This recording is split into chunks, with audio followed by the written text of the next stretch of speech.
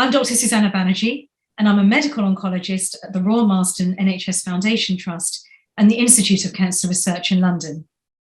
I'm also the global lead for the ENGOT-ov60 GOG-3052 clinical trial, also known as the RAMP201 study. ENGOT and GOG represent global cooperative research networks working together to advance cancer research in gynecological oncology.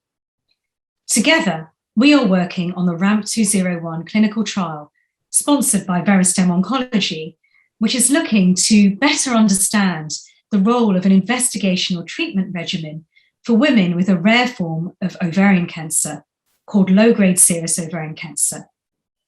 RAMP201 is currently open in the US, the UK, Belgium, Spain, Italy, and France, and the trial will be opening in Canada in early 2022.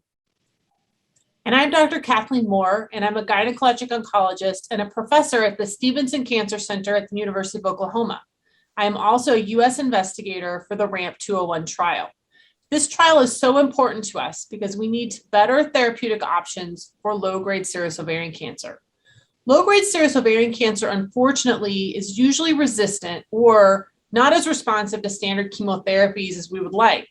In fact, previous studies have found that approximately 85% of patients with low-grade serous ovarian cancer experience recurrent disease after remission. Low-grade serous cancer, while rare, includes approximately 10% of all ovarian cancer types in women across all age groups. It can also affect women at younger age than its higher grade counterpart.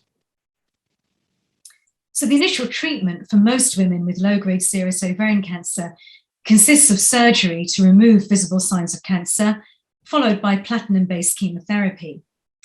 At the time of recurrence or cancer progression, potential treatment options include chemotherapy and hormone therapy. However, treating low-grade serous ovarian cancer remains challenging due to low response rates to chemotherapy and hormonal therapy. More recently, MEK inhibitors have led to higher response rates, but approximately a third of patients discontinue therapy due to toxicity, making it more difficult for patients to receive the benefit of the therapy. And it's important to note that women with low-grade serous ovarian cancer can experience significant symptoms due to the disease itself, such as pain or bowel obstruction, impacting on their lives over a long period of time.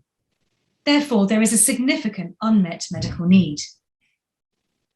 Low-grade serous ovarian cancer, along with almost a third of all cancers in patients, are associated with mutations of the RAS family of genes that depend on the RAS signaling pathway for growth and survival.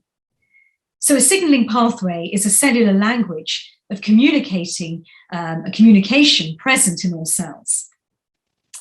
So sometimes these pathways become dysregulated, either causing or contributing to the cancer. And one of the proteins in this pathway, MEK, has been investigated in other studies. However, cancer cells have found a way to overcome therapies targeting only the MEK protein. VS6766 is thought to work differently by achieving a vertical blockade of the RAS pathway through dual RAF and MEK inhibition, RAF and MEK being two sequential proteins within this RAS pathway.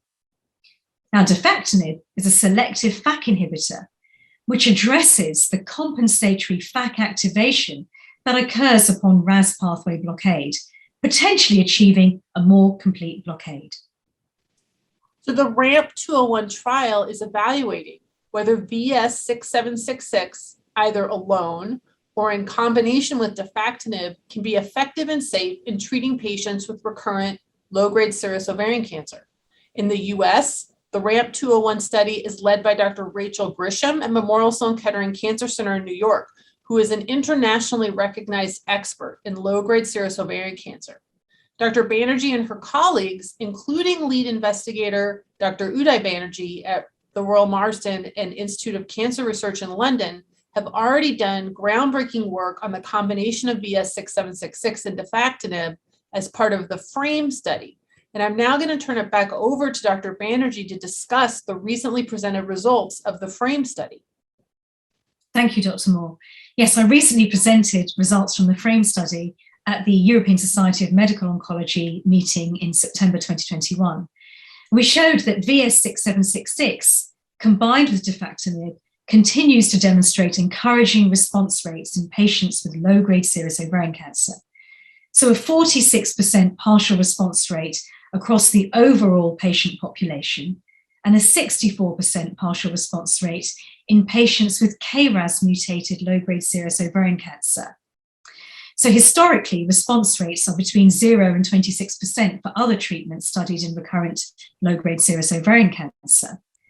So with VS6766 in combination with defactinib, there were manageable rates of side effects, with only one discontinuation due to adverse events as of data cutoff time. And the median progression-free survival, so that's the time before cancer-free progression, across all patients was 23 months. And as of April 2021 data cutoff date, 13 of 24 patients, that's 54%, remained on the study.